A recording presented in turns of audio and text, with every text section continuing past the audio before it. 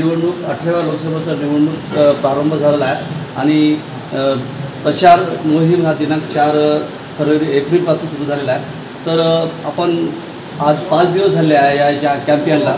तर सर यावर्षी काँग्रेसकडून आपण अधिकृत उमेदवार आहात, तर सर आपलं काय मत आहे सर या निवडणुकीसंदर्भात? आपला विजय निश्चितच म्हणजे विजय मिळेल का?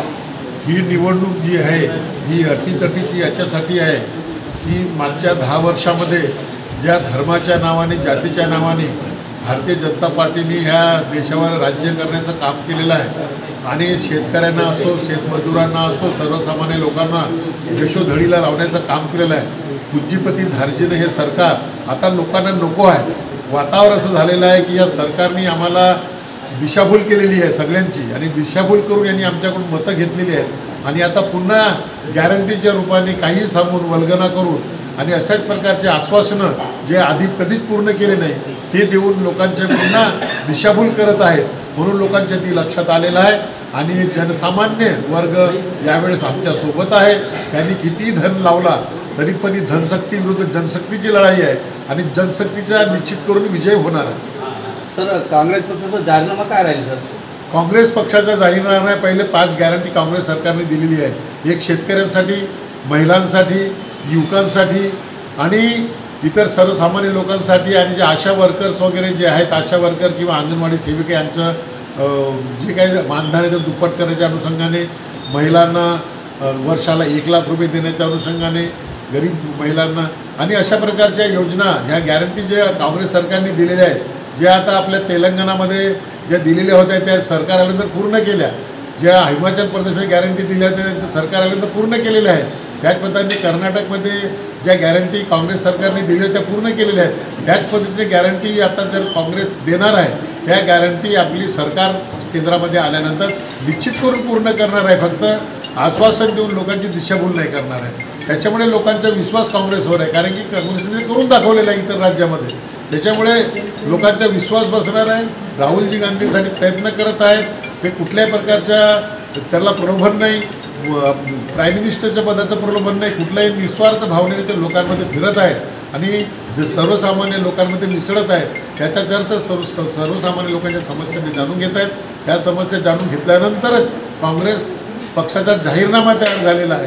जे लोकांना काय पाहिजे याची माहिती काँग्रेस सरकारला आहे, म्हणजे लोकांच्या इच्छेचं जे आहे किंवा लोकांना जे पाहिजे ते काँग्रेस सरकार करणार आहे।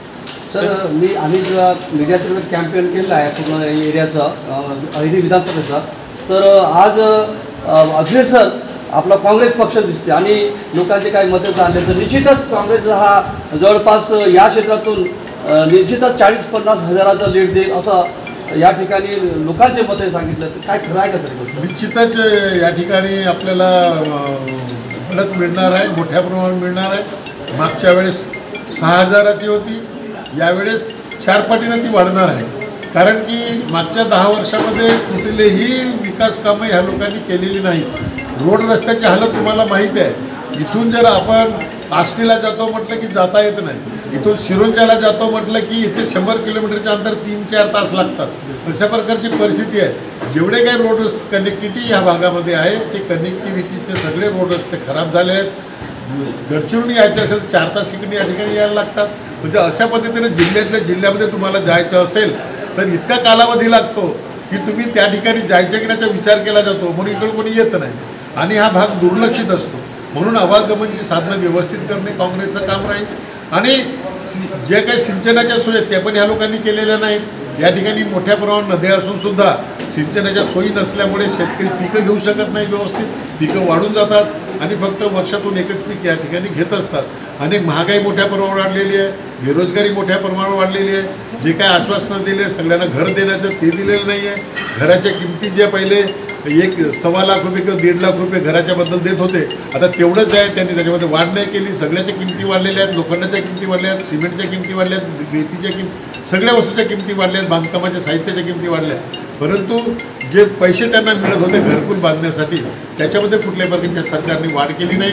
प्रत्येकांना घर देण्याचं आश्वासन 2022पर्यंत देऊ असं म्हटलं होतं, पण ते पण पूर्ण केलं नाही। शेतकऱ्याचे उत्पन्न 2022पर्यंत दुप्पट करू हे आश्वासन दिलं होतं, मग शेतकऱ्याचे उत्पन्न दुप्पट तर सोडाच, उलट उत्पादन खर्च महागाई वाढल्यामुळे दुप्पट झालेला आहे.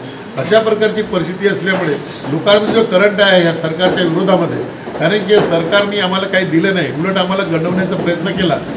ज्या काही किमती मागे रास्त होत्या त्या किमती हेच लोक म्हणायचे की जास्त आहेत, रास्त किमतीला जास्त आहेत म्हणायच्या, ह्याच लोकांनी आता 3 पटीने 4 पटीने किमती वाढवलेल्या आहेत. त्याच्यामुळे लोकांच्या लक्षात आलेलं आहे हे फक्त धर्माच्या नावावर लोकांच्या भावना भडकावून मतं मागण्याचे कामं करतात, सत्तेमध्ये राहण्याचं काम करतात.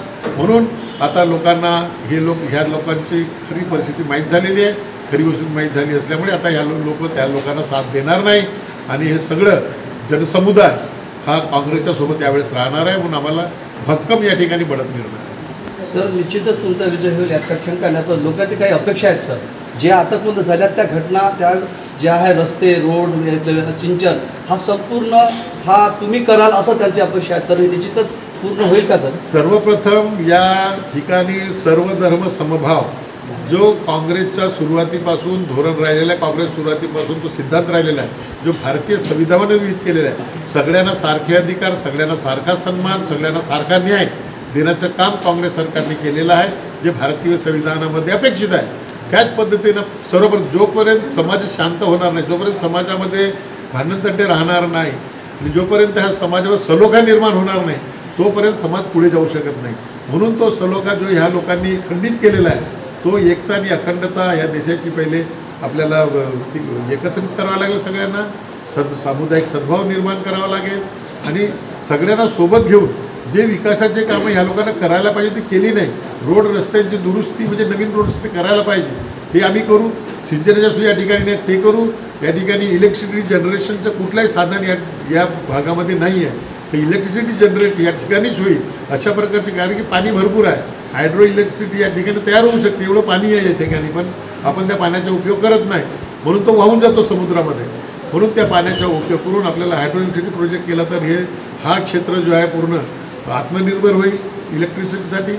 आणि बाकी सिंचनाशिवाय आपल्याला उपलब्ध करता येतं, रोड रस्ते चांगले करता येतात, या ठिकाणी रोजगाराच्या संधी या ठिकाणी लोकल ठिकाणी आपल्याला निर्माण करता येतात, जेणेकरून जे पलायन होतं मंजुरीसाठी ते पलायन पण होणार नाही. सर, तुम्हाला आपणास विजयाच्या शुभेच्छा. धन्यवाद.